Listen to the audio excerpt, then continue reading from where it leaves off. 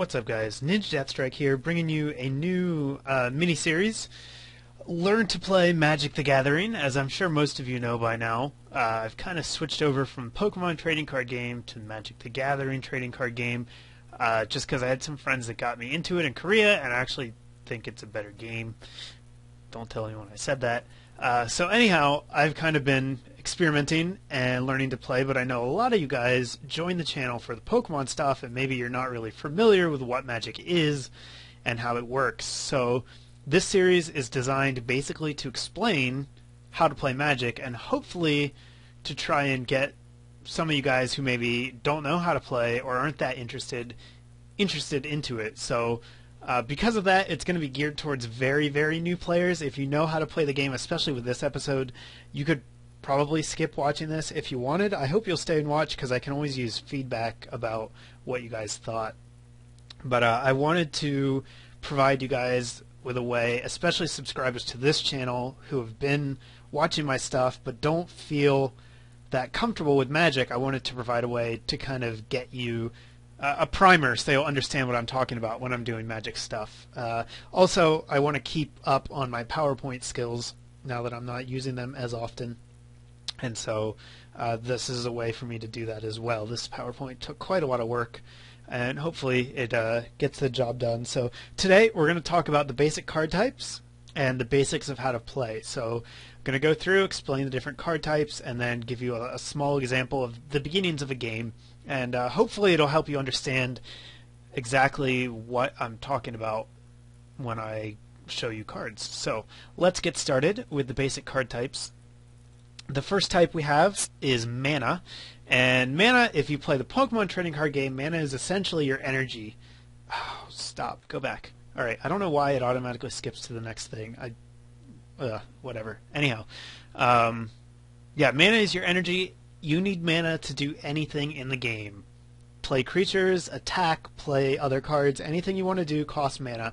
There are 5 basic mana types: white, which is plains; blue, which is islands; black, which is swamps; red, which is mountains; and green, which is forest. These are the energy types, essentially. And, you know, you have some cards that cost some of each, or just one type. And there's also special kinds of land that provide you with multiple kinds of or colors of mana. But these are the 5 basic mana types. And when you're just getting started, these will be the ones you're most used to seeing. So you'll see what mana is used for as we get into the other cards. But almost half your deck is going to be mana. Not exactly half. Generally in standard play, you play a 60-card deck, and you have normally anywhere between 20 to 28 mana, depending on the kind of deck you have. I'm still not really good at counting my mana, making my mana count, but anywhere from a third to a half of your deck is going to be mana. So you want to make sure you have the colors to cast your spells. Any card that is not mana is a spell. So we're going to take a look at the different types of spells now. And the first types we have are creature spells. Creature spells are the monsters. They're, you know, if you play Pokemon, they are the Pokemon. They're the things that you attack and defend with. So here we have our friend Thragtusk. He was a really good card in Standard for a very long time. So let's take a look at our buddy Thragtusk and see what he can tell us about how creatures work. So here is the creature name. Just like in Pokemon, you can have up to 4 cards of the same name in a deck, not counting basic lands. So if it says, you know, plains, island, swamp, mountain, forest, you can have as many of those as you want, as long as they're basic lands, just like basic energies. But only 4 of named cards, so limit of 4 in a 60-card deck. This is the mana cost, so this is where the mana comes in. These colored ones have to be mana of that color. So it takes 1 green mana and then 4 mana of any color to summon a Thragtusk. So you have to spend 5 mana, at least one of them has to be green.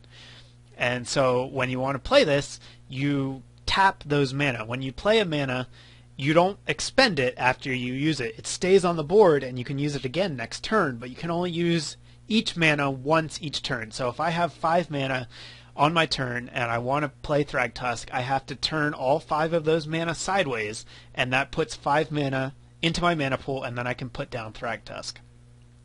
Down here on the bottom, we have the power and toughness. So this is attack, this is hit points, if you think of it in Pokemon terms. 5 is quite high, and 3 is pretty average. So Thragtusk is a good attacker, not as good on defense.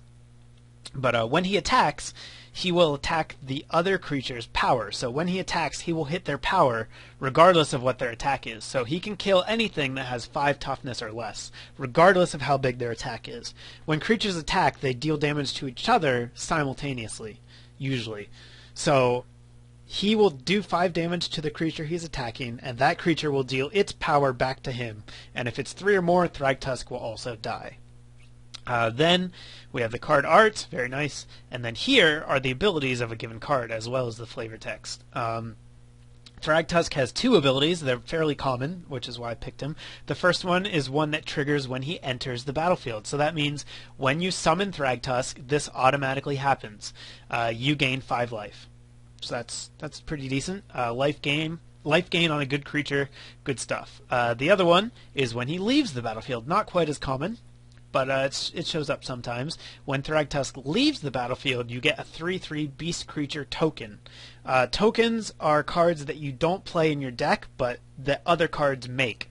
So, Thragtusk, when he goes away, he makes a 3/3 token, and that's just like a 3/3 creature. It doesn't have any abilities on its own. It's just a 3/3 that you can use like it's a regular creature, and you don't have to have it in your deck. So tokens come into play a lot, and they're generally pretty good because they don't take up deck space. So that's the basics of a creature spell. The next type of spell we have are going to be sorcery spells. So here's an example of a sorcery spell. You can see right here, it says sorcery. Sorcery spells you can only cast on your turn during your main phase. Main phase is basically the phase that you have to play cards. You get 2. You get one before you attack and one after. We'll go over that stuff later. But for now, just know sorcery cards are only for your main phases. You can't cast them during combat, and you can't cast them on your opponent's turns. Only when it's your turn, when you're not attacking. Again, we have the mana cost. So Supreme Verdict, even though it only costs 4 mana, it's actually probably more expensive than Thragtusk because 3 of the mana have to be a specific color. So that makes it a little harder to get on the field. It costs 1 blue, 2 white, and 1 mana of any color. No power and toughness because it's a spell. And here, we just see what it does.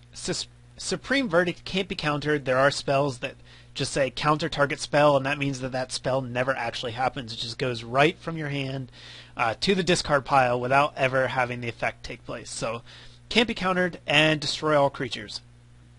Pretty straightforward board wipe. Unlike Pokemon, Magic is very removal heavy, which means your creatures will die. Get used to it. It happens. So those are sorcery spells.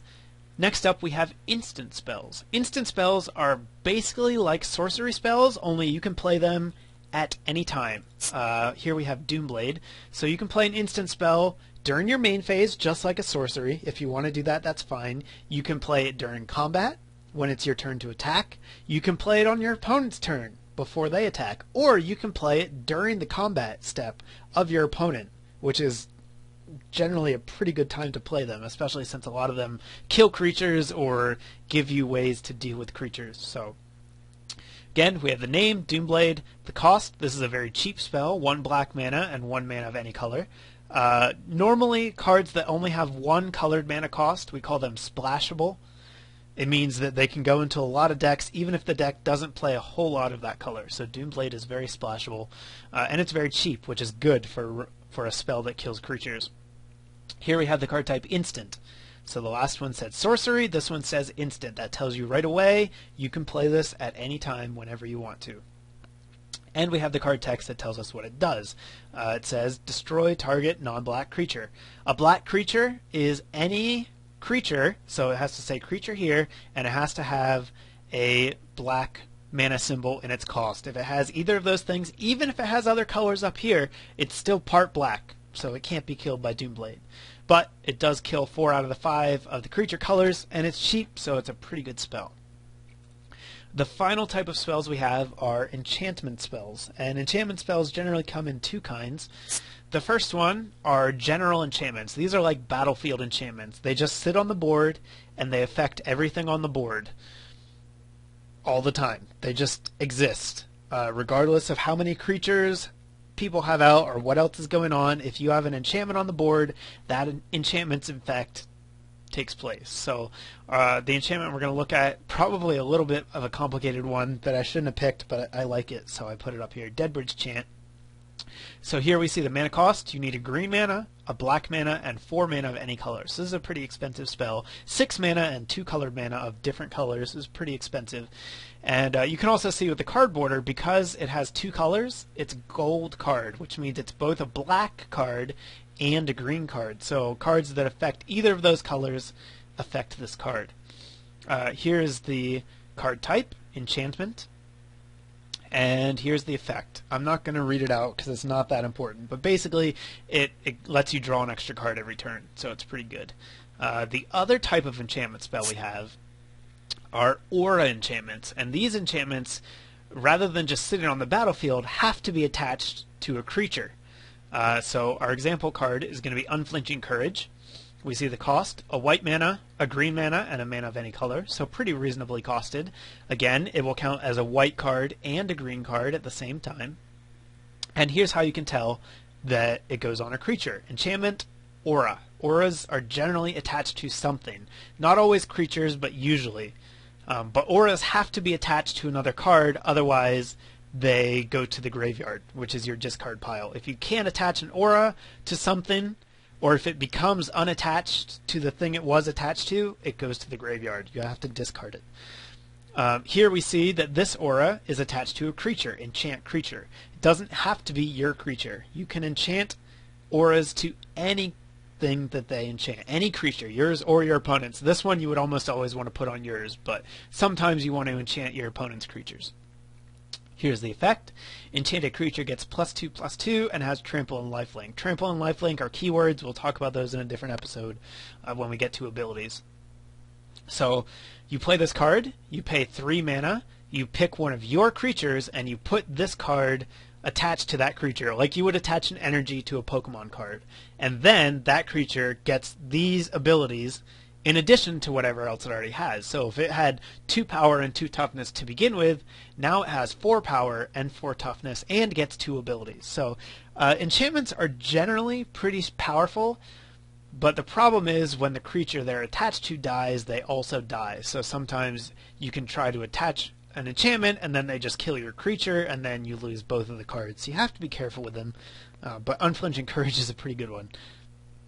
So those are the basic card types. We'll probably go more in depth a little later, especially when we talk about keywords and abilities, but that's going to be for another episode. For now, we're going to get into the basics of how to play the game, because I want you to understand the basics of how to play before the episode ends, and so you needed to know what these cards were first.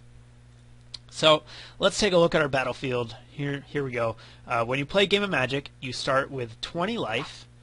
And if you're playing in Standard, you have a 60-card deck. Now, sometimes that varies, but generally you need at least 60 cards in your deck. You can have more, but you don't ever want more than 60.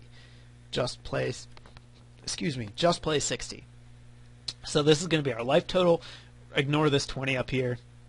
Whatever. We start at 20 life. We start with 60 cards. What you do at the beginning of the game, both you and your opponent roll a dice to see who gets to go first. So we're going to go ahead and roll. Or our opponent will roll first. They got a 1. We get a 20. So we have the choice. Now, before you look at your cards, you have to decide if you want to go first or second. Normally, you want to go first. Most of the time. It's just generally safer to go first. So sometimes you want to go second, but it's really... it's a complicated situation, and don't worry about it for now. Just go first if you can. So we got a 20. We're going to get to go first. At the start of your game, you start 20 life, and you draw 7 cards off the top of your deck. So here is our opponent's life total. Here's ours. We draw 7 cards, and we got all land. So this is a really bad hand. Now, unlike Pokemon, where you're forced to keep a hand if you have a basic Pokemon, in Magic, you can mulligan whenever you want. However, if you mulligan, you draw one less card the next time. So if we mulligan this hand, we're only going to get to draw 6 cards next time. And that can make it really difficult to decide if you want to mulligan or not. Again, it depends on your deck and what it's trying to do, so there is no, like, keep this hand, don't keep this hand. It depends on the deck, but usually you want enough mana to cast most of the cards in your hand. You want some mana, you want a creature, at least, or a couple of creatures, and you want those creatures to be cheap enough that you can cast them with the mana that you have in your hand. That's just a general rule of thumb. You have to play with your deck and see how it works to decide, but for basics, you want 2 to 4 mana and spells that you can afford to play, even if you don't get any more land. Obviously, we can't keep this hand because we don't have anything but land, so we're going to have to mulligan. That means we shuffle these 7 cards back into the deck, and we only draw 6 the next time. So here we go. We get 6 cards this time, and this is a much better hand. We're playing a mono black zombie deck because it's my favorite, and because it's simple to understand. So here, even though we only got 6 cards, this is a way better hand than we had last time. We have 3 land and 3 creatures, and we can actually cast all of those creatures. What's even better is that those creatures are on curve, which means we can play them in a row right after each other. This guy costs 1, this guy costs 2, this guy costs 3. So that means by turn 3 we can have all 3 of these guys out with the land that we have in hand. So we really don't need anything else for this hand. We're going to keep it. Now, since we play first, unlike Pokemon, there is a small disadvantage to going first. If you play first, you don't get to draw a card on your first turn.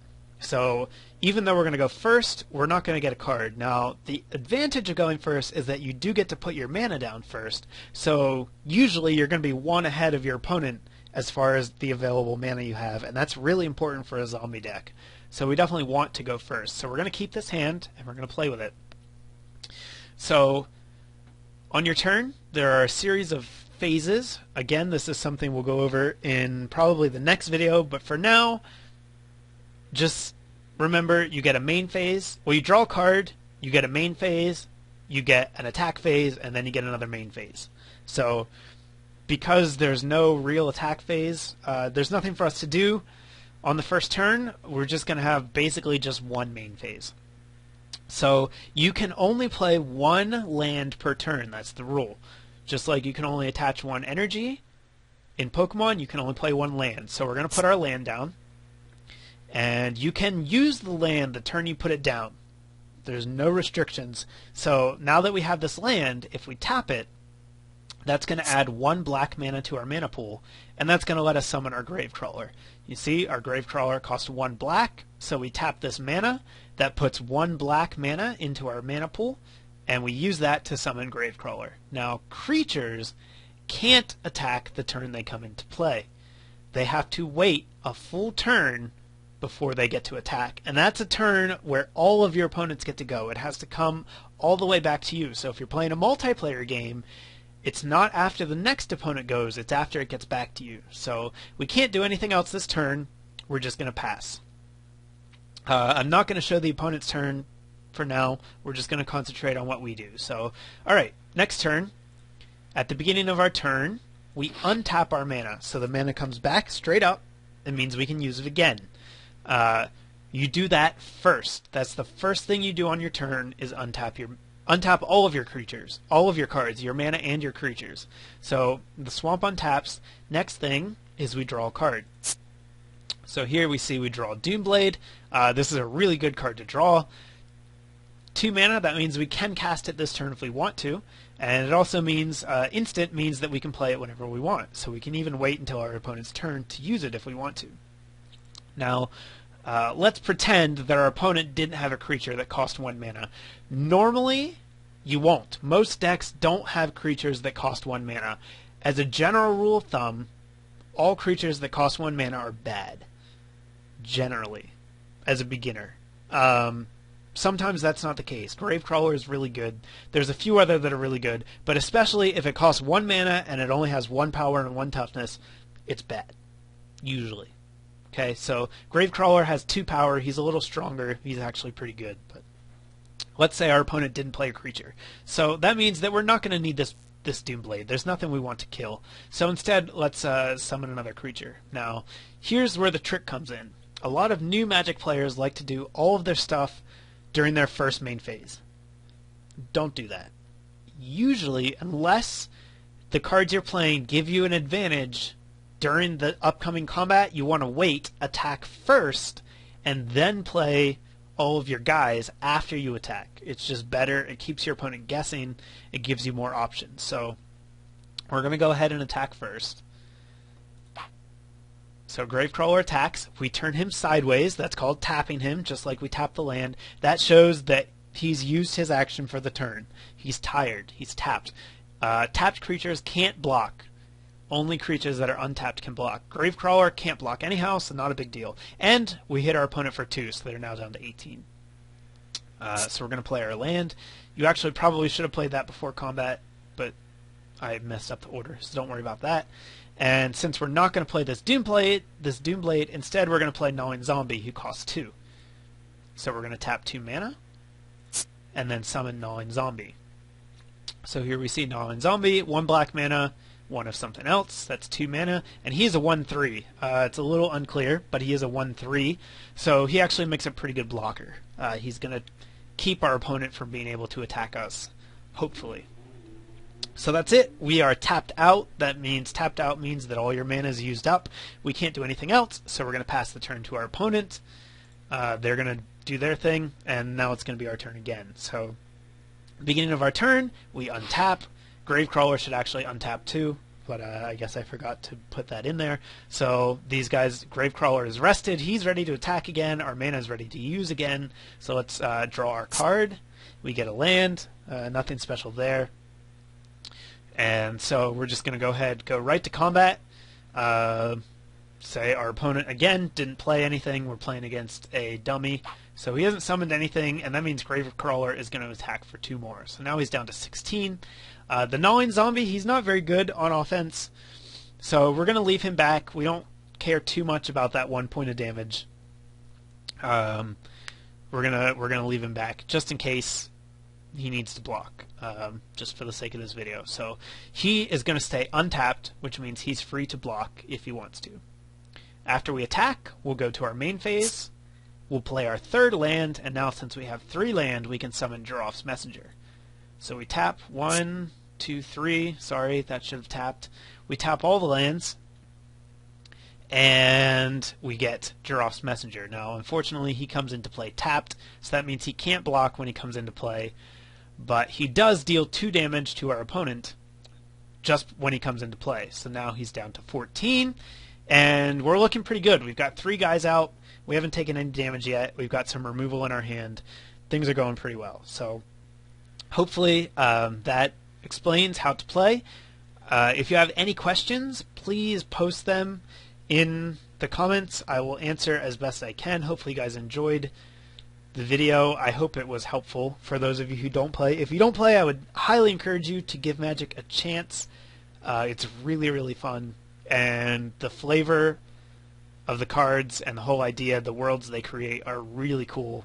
So give it a shot. Find out if you have a card shop near your house that does Magic, and think about getting into it. Thanks for watching, guys. I'll have more coming your way shortly.